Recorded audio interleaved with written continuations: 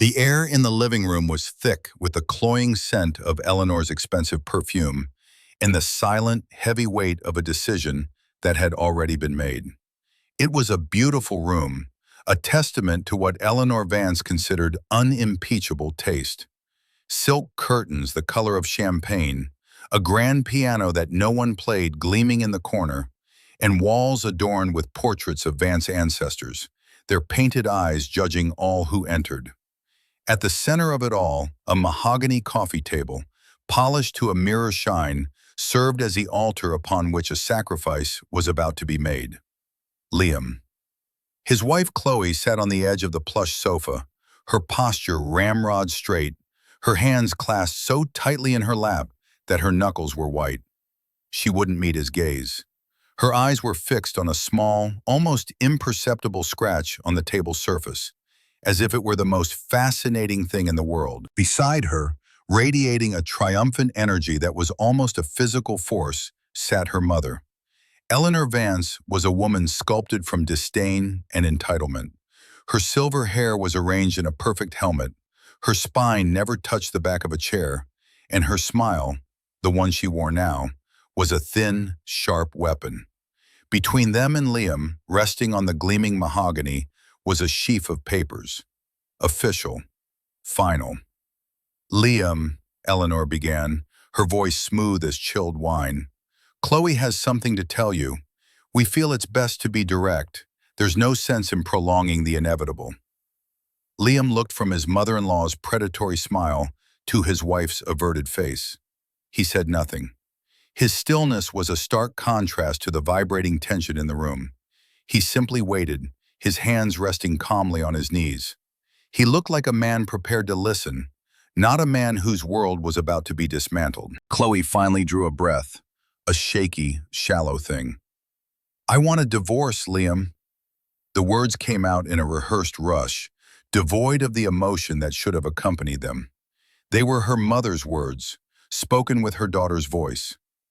Eleanor's smile widened. "It's for the best. You've been a drag on her potential for years, a financial and social anchor. She needs to be with someone on her level, someone with ambition, with standing." Liam's gaze flickered to the ancestral portraits on the wall, to the heavy, ornate furniture, to the very floorboards beneath their feet. This house, the Vance family home, as Eleanor called it, the symbol of their legacy, their status, their perceived superiority. It was the fortress from which she launched her attacks, the stage upon which she performed her dominance. They thought they were casting him out of it, stripping him of the privilege of its association. They thought they were taking everything. Eleanor was confident. Chloe was resolved. What they didn't know was that the very foundation they stood upon, the bricks and mortar that made up their entire world of smug certainty, belonged not to the Vance family, but to him. And within 60 minutes, their carefully constructed reality would be reduced to rubble. We love a story where the arrogant get what's coming to them, don't we? If you agree, do me a quick favor and tap that like button and subscribe to the channel so you don't miss what happens next. And I'm always curious, where are you all watching from today? Let me know in the comments below. Now, let's see how we got to this point. 6 years earlier, the house had been a place of promise. When Liam first crossed its threshold, holding Chloe's hand, he'd been intimidated not by its grandeur, but by the weight of the history it was supposed to represent. He was an architect, a man who understood foundations and structures, and he could see that the house, for all its polish, had weary bones. But Chloe had grown up here, and her love for it was infectious. Her father, Richard Vance, had been alive then, a quiet, kind man with a perpetually worried expression, a stark contrast to his imperious wife. He'd shaken Liam's hand with a genuine warmth that Eleanor had never once managed to fake. "Take care of my daughter," Richard had said, his voice low, his eyes pleading, "and be careful of her mother." It was a strange, unsettling warning, delivered with a sad smile. Richard passed away less than a year later, and with him went the only buffer between Liam and Eleanor's full, unfiltered condescension. Liam was, by nature, an unassuming man. He didn't broadcast his successes. He found satisfaction in the work itself, in the elegant solution to a complex structural problem, in the harmonious flow of space, in the quiet integrity of a well-designed building. He'd founded his own small, boutique firm right out of university, and through a combination of talent, relentless work, and a few key relationships with mentors who recognized his genius, he had become extraordinarily successful. His firm, Nexus Designs, was the name behind some of the most innovative and celebrated commercial and residential projects in the country. But he never brought it up. When asked what he did, he simply said, "I'm an architect." To Eleanor, this was wholly unimpressive. "An architect," she would repeat at dinner parties, her tone inflecting the word with the same pity one might use for aspiring poet or artisan baker. She saw his quiet nature as weakness, his lack of ostentation as a lack of ambition. In her world, wealth and status were things to be displayed, flaunted like jewelry, worn like an expensive coat. Liam's understated, comfortable wealth was invisible to her, and therefore, it didn't exist. Chloe, caught between the man she loved and the mother she'd been conditioned to obey, tried to bridge the gap. "Mom, Liam is very good at what he does," she would say, a defensive tremor in her voice. "Good at what, darling?" Eleanor would reply, not looking at Liam. "Doodling on notepads? My decorator doodles. It doesn't mean he's a provider." The humiliations were constant, a steady erosion of Liam's position in the family. They were rarely overt enough to provoke a full-blown confrontation, but they were sharp enough to draw blood. At a family Christmas gathering, Eleanor had gifted Liam a book titled Dressing for Success, with a bookmark placed at the chapter on investing in a proper suit.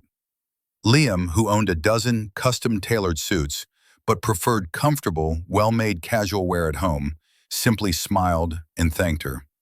"That's very thoughtful, Eleanor," he'd said, his calm a stark contrast to Chloe's flushed, embarrassed cheeks. He knew Eleanor wasn't just insulting his clothes.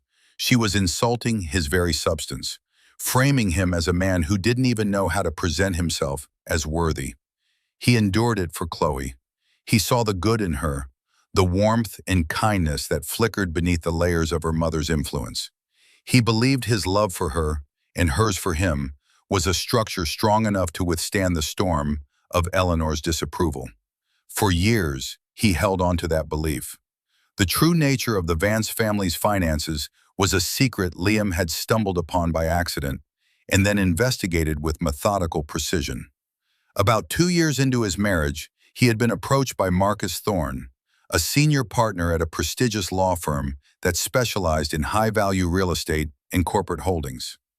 Marcus had been a friend of Liam's late father and had taken a keen interest in Liam's career, acting as a mentor and occasional legal advisor. "Liam," Marcus had said, his expression serious, as they sat in his vast, book-lined office. "A holding company my firm represents has just acquired a portfolio of distressed private debt. One of the assets is sensitive. It's a mortgage note on a residential property, 24 Elmstead Lane." Liam's blood ran cold. It was the address of the Vance family home. "The mortgage is in severe arrears," Marcus continued, pushing a file across his desk. "It was taken out by Richard Vance 10 years ago. It seems your father-in-law's business ventures were not as successful as his wife believed. He leveraged the house to the hilt to keep things afloat, and then kept leveraging it. After his death, the payments became sporadic. Now they've stopped altogether. The bank was preparing to foreclose. Eleanor, who managed the estate with a dizzying lack of financial literacy, clearly had no idea. She was living in a house that was on the verge of being repossessed. The humiliation she would face, the utter destruction of her social standing, would be absolute. His first thought was of Chloe. The shame and devastation would break her. "What can be done?" Liam asked, his voice steady despite the turmoil in his mind.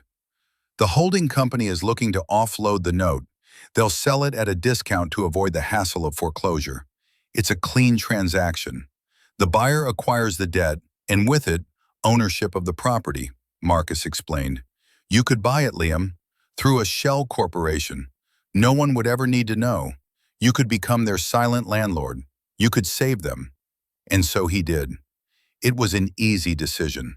With a fraction of his liquid assets, he purchased the holding company that owned the debt. In a series of quiet, legally airtight transactions orchestrated by Marcus, Liam became the sole, anonymous owner of 24 Elmstead Lane. He instructed the company to halt all foreclosure proceedings and to cease all communication. As far as Eleanor and Chloe were concerned, the issue simply vanished. Liam never said a word.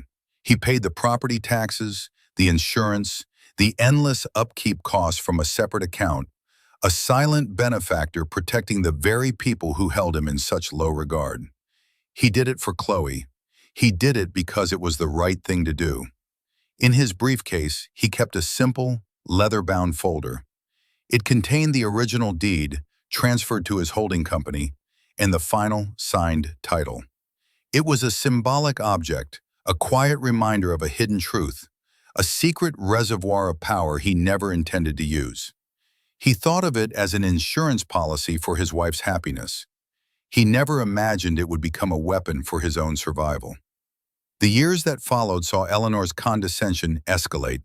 Secure in her palatial home, oblivious to the fact that she was a guest in it, her arrogance knew no bounds. Liam's quiet success continued to grow, but his refusal to perform the role of the flashy, high-earning husband was a constant source of irritation for her.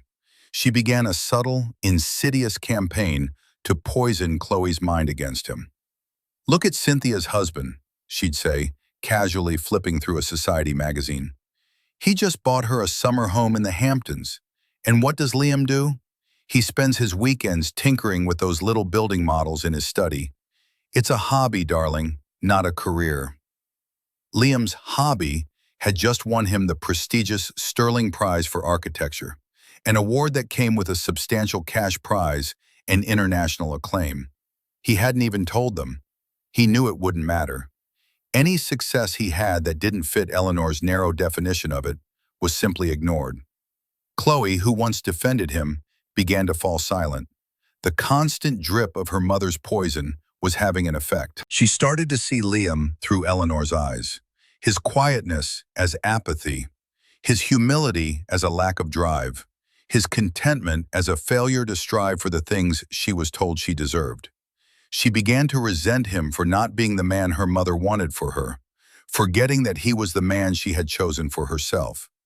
The first major crack in the foundation of their marriage appeared during a dinner party Eleanor insisted on hosting. It was a gathering of her most influential and most judgmental friends. The entire evening was a masterclass in humiliation. Eleanor introduced Liam to a wealthy developer, a man named Sterling, as "my daughter's husband. He's in construction of a sort." The man, portly and red-faced, clapped Liam on the shoulder. "Good for you, son. Hard work.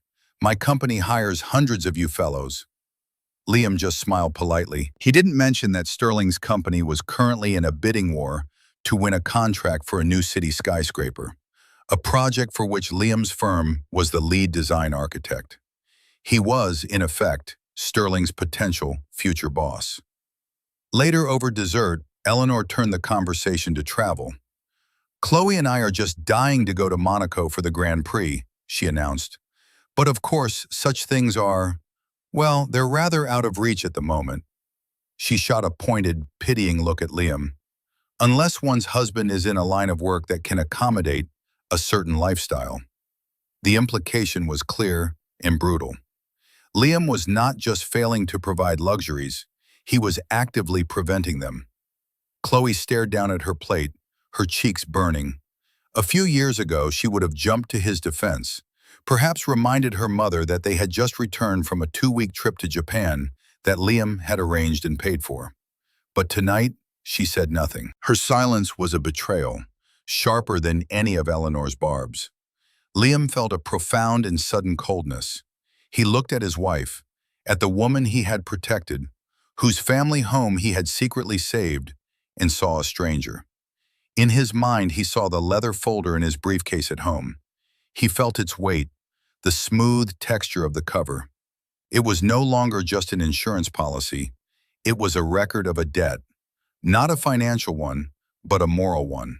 And he was beginning to wonder when it would be time to call it in. He excused himself from the table, claiming a headache.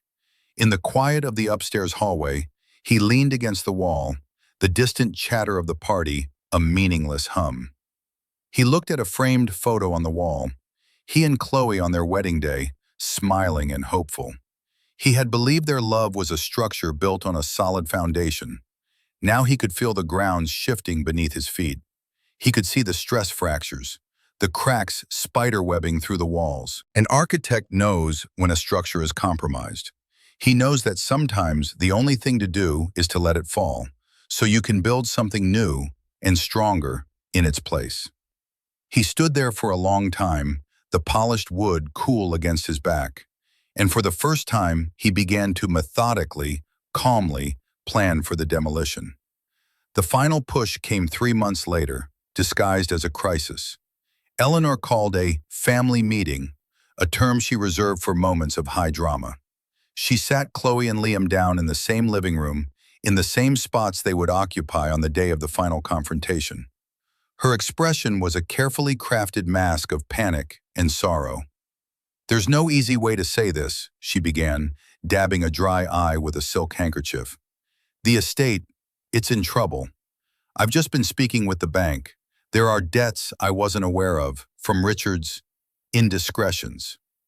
She was a consummate actress. She was inventing a problem to which she already had a solution. "We are on the verge of losing everything. This house," Chloe gasped, her hand flying to her mouth. This was Eleanor's masterstroke. By threatening the one thing Chloe held most dear, her childhood home, she could force her daughter's hand. "There is perhaps one way," Eleanor continued, her voice dropping to a conspiratorial whisper. "Our lawyer has suggested that if Chloe were unencumbered, if her assets were not tied to a marriage with limited financial prospects, she could be declared a protected party. We could restructure. A divorce on paper would shield her from the debt. It would save the house." It was a preposterous lie, a fabrication of legal and financial nonsense, so absurd Liam almost laughed. But Chloe, financially naive and conditioned to trust her mother implicitly, believed every word. She looked at Liam, her eyes swimming with tears, a cocktail of fear and, to his astonishment, resentment. In her mind, the logic was simple. The house was in danger, and her marriage to Liam was the obstacle to saving it. "We would have to do it, Liam," she whispered, her voice pleading. "For the family, for my father's memory." Liam looked at Eleanor's triumphant face and saw the trap, sprung and ready. He saw the years of quiet manipulation culminating in this one perfect checkmate. Or so she thought. He felt no anger, only a strange, liberating clarity. The decision had been made for him. The structure was condemned. "I see," he said, his voice unnervingly calm. He stood up. "I need to make a phone call." He walked to his study, the small room they dismissed as his hobby space. He closed the door and dialed Marcus Thorne. "Marcus," he said, his voice even, "it's time.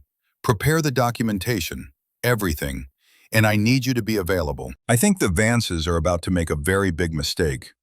He hung up the phone and looked out the window at the manicured lawn he paid to have mowed, at the ancient oak tree whose branches he paid to have trimmed.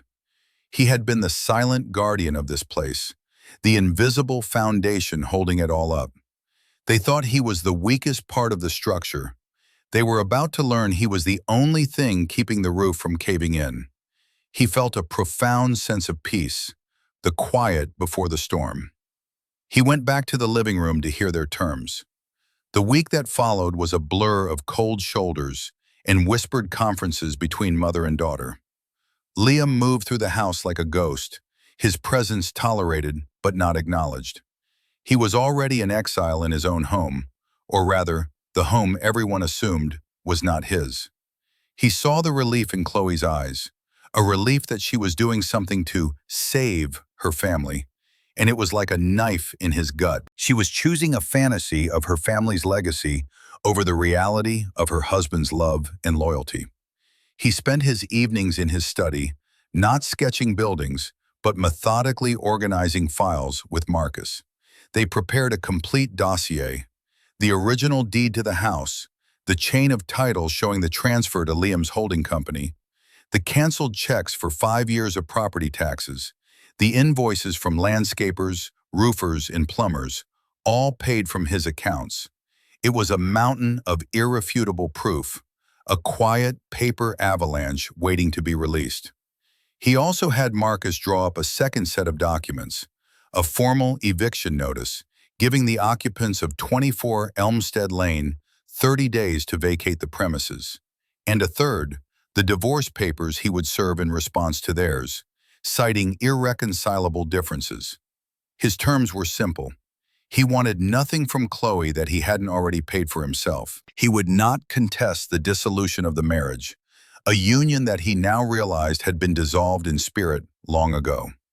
The day before the planned confrontation, Liam found Chloe in the garden. She was snipping roses, her movements jerky and uncertain. "We need to talk about the terms, Liam," she said without looking at him. "Mum and I have spoken with our lawyer. It's going to be very straightforward." "I'm sure it is," Liam said quietly. "You'll need to move out, of course," she continued, her voice gaining a brittle confidence. "To make the separation clean for legal purposes.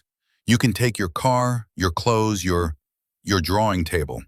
The rest, the house, the contents, it's all part of the Vance estate. It needs to be protected." He looked at her, truly looked at her, for the first time in days. He saw the fear in her eyes, but also the stubborn set of her jaw. She had fully adopted her mother's narrative, her mother's worldview. She saw him as a temporary guest who had overstayed his welcome, a minor character to be written out of the main story. "The Vance estate," he repeated softly. It was not a question. It was a statement of fact, weighted with an irony so heavy it seemed to make the air shimmer. "Yes," she said, finally meeting his gaze, a flicker of defiance in her eyes. "My family's legacy. I have to protect it." "I understand," he said, and he did. He understood perfectly. He understood that she was sacrificing him to save a legacy that was a complete fiction, a house of cards built on a foundation of debt and deceit. And he understood, with a surgeon's dispassionate finality, that he had no choice but to let it all come down. He turned and walked back into the house, leaving her alone with her roses, the flowers that grew in his garden, on his land. The storm was no longer coming. It had arrived. And so we returned to the living room, to the polished mahogany table and the papers that lay upon it like a death sentence. Eleanor's voice, dripping with false sympathy, filled the silent room. "So, to the terms," she said, picking up a single sheet as if it were contaminated. "They are, as I'm sure you'll agree, more than fair.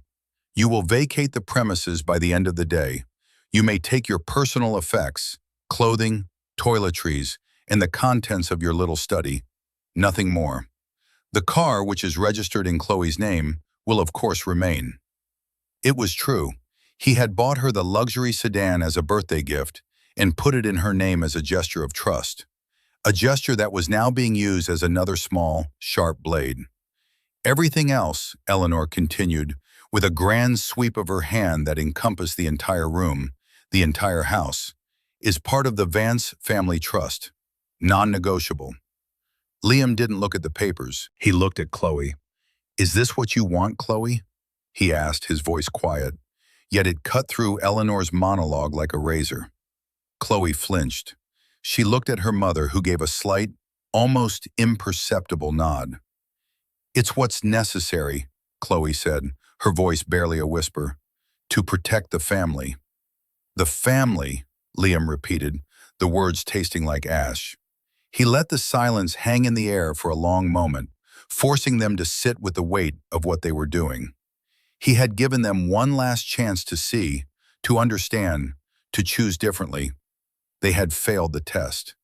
He slowly leaned forward, his calm demeanor utterly unnerving them. It wasn't the reaction they had anticipated. They had expected pleading or anger or pathetic desperation. They were prepared for a fight. They were not prepared for his stillness. It was the stillness of a man holding all the cards. "Before we discuss my departure," Liam said, his voice measured and clear, "I have a few questions. For the sake of clarity, this house, it means a great deal to you, doesn't it, Eleanor?" Eleanor's eyes narrowed. "It is the seat of my family. It has been in the Vance name for 3 generations. Of course it means a great deal." 3 generations, Liam mused. A long time. A legacy. And legacies are expensive things to maintain, aren't they? Property taxes, insurance, upkeep. The roof alone cost nearly $50,000 to replace 2 years ago, and the foundation work last spring was even more. A flicker of confusion crossed Eleanor's face. "Yes, well, the estate handles those things." "The estate," Liam said, a faint, sad smile touching his lips. "Eleanor, do you know what a mortgage is?"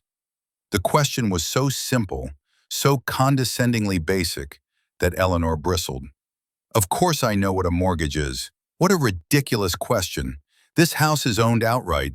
It has been for decades." "Has it?" Liam asked softly. He reached down beside his chair and lifted a worn, leather-bound folder onto his lap. The symbolic object. The repository of truth. He didn't open it, not yet. He just rested his hand on it. "Because my understanding is a little different. My understanding is that 10 years ago, Richard, bless his soul, was in significant financial distress. My understanding is that he took out a very large and very risky second mortgage on this property, a debt that he was unable to service." Eleanor's face, a mask of smug composure moments before, began to crumble. A faint, mottled red blush crept up her neck. "That's a lie. Richard was a wonderful provider. You're just trying to slander his name." "Am I?" Liam's voice remained soft, but it now held an edge of cold steel. "My understanding is that after he passed, the payments stopped almost entirely. My understanding is that 5 years ago, the bank, a rather aggressive institution called Sterling Financial, was days away from initiating foreclosure proceedings. They were going to put a notice on that front door and an auction sign on that lawn. Your lawn, Eleanor. Imagine the shame. Imagine what your friends would have said." Chloe stared at him, her mouth slightly agape. Her carefully constructed world was beginning to tilt on its axis. "What are you talking about, Liam?" Liam finally turned his gaze fully on her, and for the first time she saw not the quiet, unassuming man she thought she knew, but a man of immense, controlled power. "I'm talking about the truth, Chloe, a truth I have kept silent for 5 years, out of love for you, out of a desire to protect you from the very humiliation your mother is so keen to inflict upon me today." He paused, letting the words sink in. He was no longer just defending himself. He was prosecuting his case. This was the list of grievances. "I remember the dinner party, Eleanor, where you introduced me as being in construction of a sort.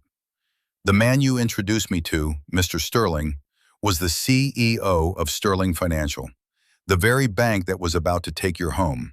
The project he was bidding on was my design. He didn't win the bid, by the way. I remember the Christmas you gave me a book on how to dress, implying I was some sort of scruffy pauper you had graciously allowed into your home. At the time, I had just secured the funding for this house's new roof.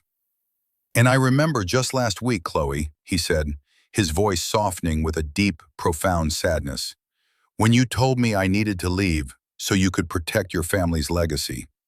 This legacy." He finally opened the leather folder. The sound of the clasp clicking open was like a gunshot in the silent room. He slid a single, thick document across the polished mahogany table. It stopped directly in front of Eleanor. It was the original property deed for 24 Elmstead Lane. Eleanor stared at it, her brows furrowed in confusion. This is the deed. It proves my point. It's in my husband's name. Look closer, Liam said gently. Look at the signatory on the transfer of title, dated 5 years ago. Look at the attached documentation from the county registrar. Eleanor's hands trembled as she picked up the paper. Her eyes scanned the page, then scanned it again, her mind refusing to process what it was seeing. The property had been transferred from the estate of Richard Vance to a holding company, and attached to that was a final document, a simple, devastating statement of ownership. Chloe leaned over, reading the document over her mother's shoulder. Her face went completely white. She looked up at Liam, her eyes wide with dawning horror and disbelief. The holding company, Liam stated, his voice devoid of triumph, filled only with a weary finality. It's called Nexus Holdings, LLC. Nexus Designs is the name of my firm. I am the sole proprietor. Eleanor, Chloe, I own this house. I have owned it for 5 years. You haven't been living in the Vance family home. You've been living in mine. The silence that followed was absolute. It was a void, a vacuum where all of Eleanor's arrogance, all of Chloe's misguided resolve, had been utterly consumed. The statement landed, simple, devastating, final. Eleanor's face, which had been a mask of superiority, collapsed. The carefully constructed artifice shattered, revealing the terrified, insecure woman beneath. Her mouth opened and closed, but no sound came out. It was the face of a queen who had just been informed that her castle was made of sand, and the tide was coming in. Chloe sank back into the sofa cushions as if her bones had turned to liquid. She stared at Liam, but she wasn't just seeing him anymore. She was seeing the last 5 years in a blinding, horrifying new light. Every casual insult from her mother, every time she had stayed silent, every moment she had felt resentment towards Liam for not being enough, it all replayed in her mind, now cast in the sickening glow of this new truth. He hadn't been a financial drain. He had been their secret savior. He wasn't an anchor holding her down. He was the foundation holding her up. And she had just agreed to cast him out, to strip him of everything, at the behest of a woman who was, in reality, nothing more than his tenant. No, Eleanor finally managed to whisper, the word a dry rasp. No, it's a trick, a forgery. It's not possible. It's very possible, Eleanor, Liam said, his voice still unnervingly calm. It was the only way to stop the foreclosure without you finding out and suffering the public disgrace you so feared. I did it to protect Chloe. I paid the back taxes. I paid for the new roof you were so proud of. I paid for the foundation repair. I paid the landscaper who comes every Tuesday. This house, this seat of your family, would be a condominium community right now if it weren't for me. For the man you just called a social and financial anchor. He let that sink in, the parallel structure of her insult, and his reality a devastating blow. He wasn't gloating. He was simply holding up the moral mirror, forcing her to see the grotesque reflection of her own behavior. Just as Eleanor started to sputter, trying to formulate a defense out of sheer denial, the doorbell chimed. The sound was crisp and authoritative, cutting through the suffocating atmosphere. Liam didn't move. That will be for me, he said. Chloe, moving as if in a trance, got up and opened the door. Standing on the porch was a tall, impeccably dressed man in his late 60s, holding a leather briefcase. It was Marcus Thorne. Good afternoon, Marcus said, his voice resonating with quiet authority. He stepped inside, his sharp eyes taking in the scene in an instant. Eleanor's shocked face, Chloe's ghostly pallor, and Liam sitting calmly amidst the wreckage. Liam, I believe you asked me to come by. Marcus, thank you for coming, Liam said, nodding towards him. Mrs. Vance was just questioning the authenticity of some legal documents. As you were the one who brokered the deal and filed the paperwork, perhaps you could clarify the matter for her. Marcus opened his briefcase and produced a second, duplicate file. He laid it open on the coffee table. It's all here, Mrs. Vance, he said, his tone polite but firm. The deed of transfer, the registration of Mr. Kenway's holding company, and the final title issued by the state. I can assure you it is all perfectly legal and absolutely binding. Liam Kenway is the sole and undisputed owner of this property. The arrival of the unexpected ally, the unimpeachable legal authority, was the final nail in the coffin of their delusion. Eleanor stared at Marcus, a man she knew by reputation as one of the most powerful lawyers in the city, and the last vestiges of her denial evaporated, replaced by a rising tide of pure panic. She turned to Liam, her entire demeanor shifting in a whiplash-inducing transformation. The arrogant matriarch was gone, replaced by a desperate, pleading woman. "Liam," she began, her voice suddenly cloying and sweet. "Liam, we can talk about this. There's been a misunderstanding, a terrible misunderstanding." Liam looked at her, his expression unreadable. "A misunderstanding? You told me I was a drag on your daughter's potential. You told me to get out of your house. You handed me divorce papers that would have left me with nothing but the clothes on my back. What part of that did I misunderstand, Eleanor?" "My mother was upset," Chloe interjected, her voice trembling. She took a step towards Liam. "She was scared about the finances. She made it all up, Liam. She was just trying to protect the house. She didn't mean it." "She didn't mean it?" Liam's gaze shifted to his wife. The coldness in his eyes made her stop in her tracks. "She has meant it for 6 years, Chloe. And you stood by and let her. You let her mock me, belittle me, and undermine our marriage. And today, you didn't just stand by. You picked up the knife yourself. You told me to leave. You chose her lies over our life together." The truth of his words hit Chloe with the force of a physical blow. There was no excuse, no justification she could offer. He was right. In the defining moment of their marriage, she had failed him completely. Eleanor, seeing that pleading was failing, tried a different tactic. Appeal to decency. You wouldn't throw us out," she stammered, gesturing around the room. "An old woman? Your wife? Out on the street? What would people say?" Liam almost smiled. It was so typical of her. Even now, her primary concern was appearances. "I have no intention of throwing you out on the street, Eleanor. I am not you." He reached back into his leather folder and pulled out 2 more documents. He handed one to Chloe. It was his response to her divorce petition. It accepted the divorce, making no claims on her, asking for nothing. It was a clean break. Then he slid the second document across the table to Eleanor. It was the formal eviction notice. "This is not your house," he said, his voice resonating with the quiet finality of a judge delivering a verdict. "You are tenants, and your tenancy is now terminated.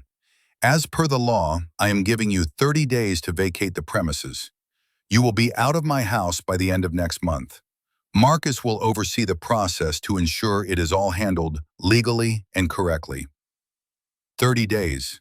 It was, in its way, more brutal than immediate eviction.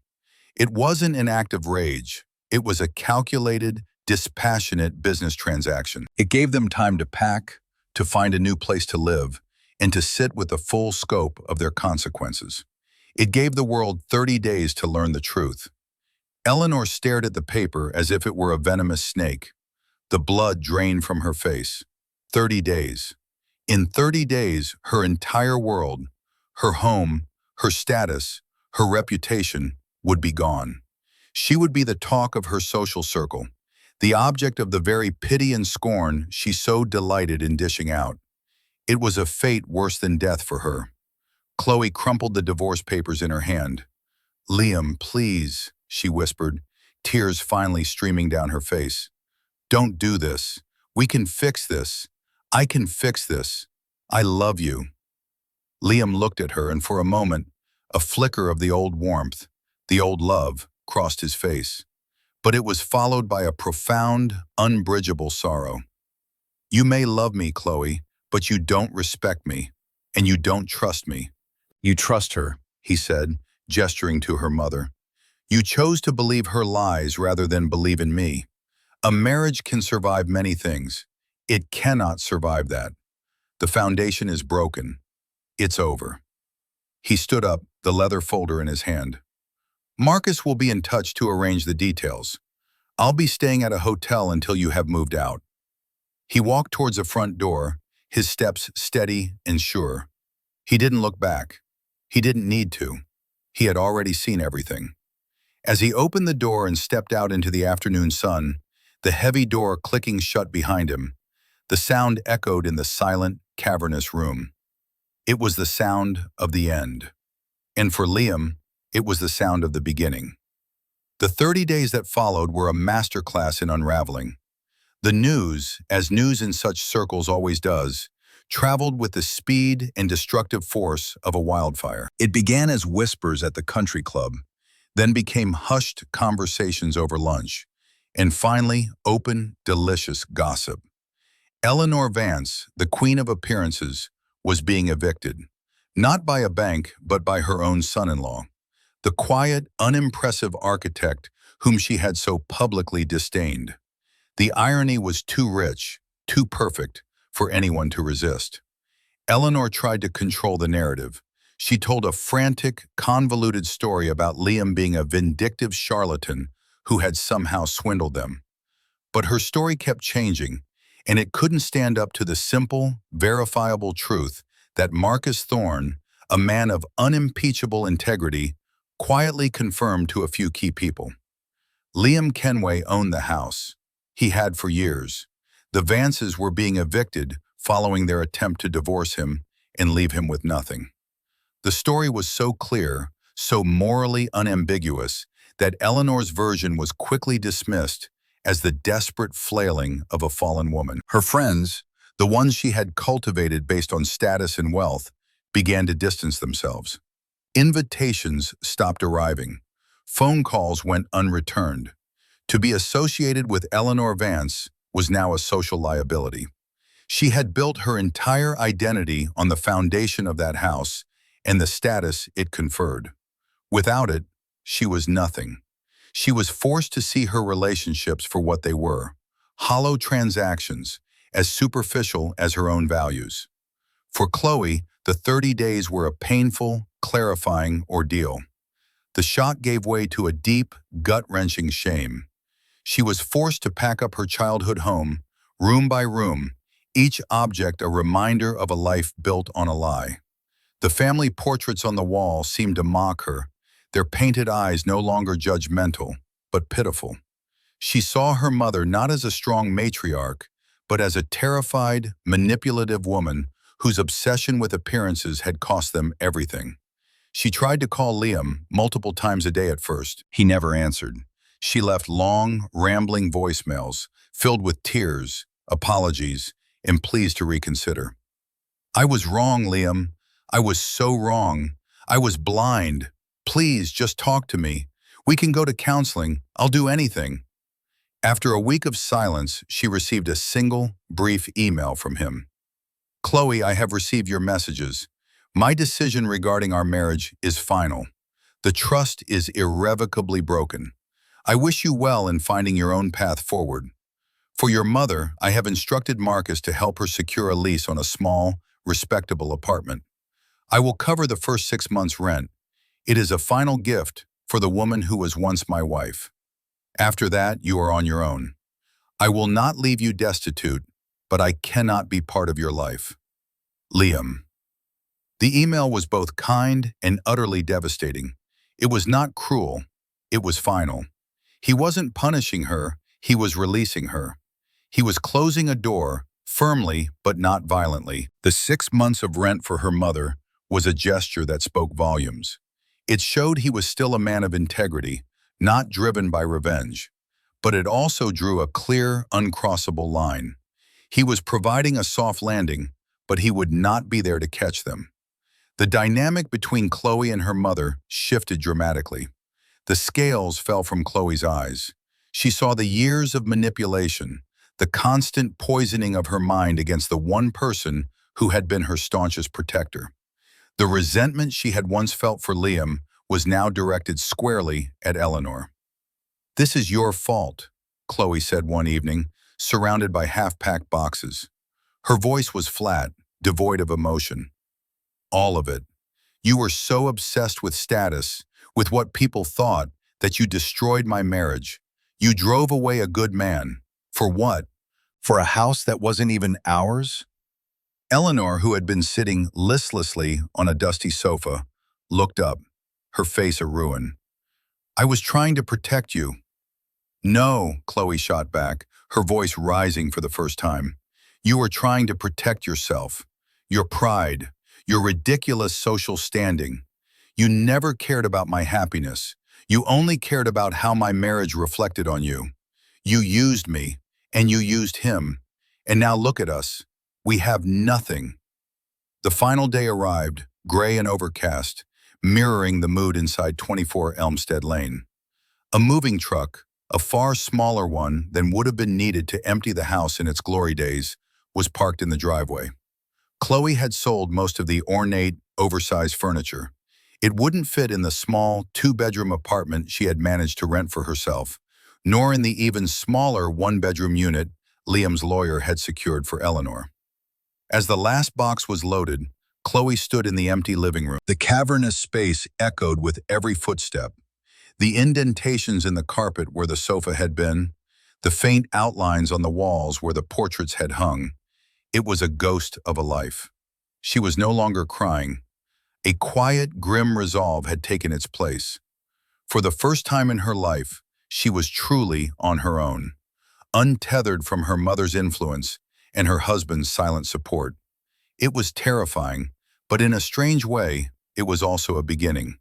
She had to build a life for herself, a real one, on a foundation of her own making. 3 months passed. The seasons turned. Autumn arrived, painting the leaves of the ancient oak tree outside 24 Elmstead Lane in hues of gold and crimson. The house was no longer a dark, heavy museum of the Vance family's imagined legacy. It was being transformed. Liam had moved back in. The oppressive, champagne-colored silk curtains were gone, replaced by clean, simple linen that allowed the afternoon light to flood the rooms. The heavy, ornate furniture had been donated, and in its place was a mix of modern, comfortable pieces and timeless classics that spoke of taste, not of status. The walls were no longer covered with judgmental ancestors, but with a growing collection of contemporary art, and in his study, framed blueprints of his most celebrated designs. He had, in effect, opened the windows and allowed the house to breathe for the first time in decades. His work was flourishing. Freed from the need to downplay his success, he embraced it. His firm, Nexus Designs, was featured in a major architectural journal, with a profile piece that celebrated him as one of the most innovative minds in his field. The article included a photograph of him in his newly renovated study, looking relaxed, confident, and at peace. He was no longer hiding. He had expected to feel a sense of triumphant vindication, but what he actually felt was a quiet, profound sense of rightness. The drama was over. The moral scales had been balanced. He took no pleasure in Eleanor's fall or Chloe's struggle. He simply accepted them as the natural consequences of their own choices. His action had not been about revenge. It had been about restoration, restoring his own dignity and restoring the truth. One crisp October afternoon, a letter arrived. It was not a bill or a piece of junk mail. The envelope was simple, the handwriting on it instantly recognizable. It was from Chloe. He hesitated for a moment, then opened it. The letter was short. It was not a plea for reconciliation. It was not filled with excuses or blame. It was an apology, a real one. "Liam, I know you don't want to hear from me, and I'm not writing to ask for anything. I am writing to say I am sorry, not just for what happened that day, but for the years I spent letting my mother's voice be louder than my own heart. You were the best thing in my life, and I was too weak and too blind to see it. I betrayed your trust, and that is something I will have to live with. My mother and I are no longer speaking. I am working now at a small art gallery. It doesn't pay much, but it's mine. I am learning to stand on my own feet for the first time. I don't expect your forgiveness. I don't deserve it. I just wanted you to know that I see it all now. I see you. I hope one day you find someone who is worthy of the love and protection you gave so freely. I wish you nothing but happiness in the beautiful home you have made. Chloe. Liam read the letter twice. He felt a pang of sadness for the woman he had once loved, but also a flicker of respect. She was finally breaking free. She was starting the long, hard work of building her own character, her own foundation. Perhaps in time, she would find her own happiness. He folded the letter and placed it not in the trash, but in a drawer in his desk. It was a final, closing chapter to a story that was now finished. He walked into the living room and stood by the large window, looking out at the world. The house was quiet, filled with light. It was his. Not just the bricks and mortar, but the peace within it. He had faced betrayal and humiliation with dignity. He had wielded his hidden power not with cruelty, but with precision and justice. He had torn down a rotten structure to build something clean and strong in its place. The core lesson of this entire ordeal settled in his soul, as solid and certain as the foundation beneath his feet. True worth is not in what you own or what people think of you. It is not in status or legacy or appearances. True worth is in your character, in your integrity, in the quiet strength you show when no one is watching. It's a truth Eleanor Vance, in her small, lonely apartment, was just beginning to understand. It's a truth Chloe, in her small, hopeful job, was just beginning to build for herself. And it's a truth Liam Kenway, standing in his sunlit home, had known all along. What do you think? Was Liam's response the right one? Should he have been harsher or more forgiving? It's a tough question, and I'm curious to hear your thoughts in the comments below. Stories like this remind us that the quietest person in the room is often the most powerful. Thank you for joining me on this journey today. If you found this story as satisfying as I did, please don't forget to like this video and subscribe to the channel for more tales of justice and vindication. We'll see you in the next one.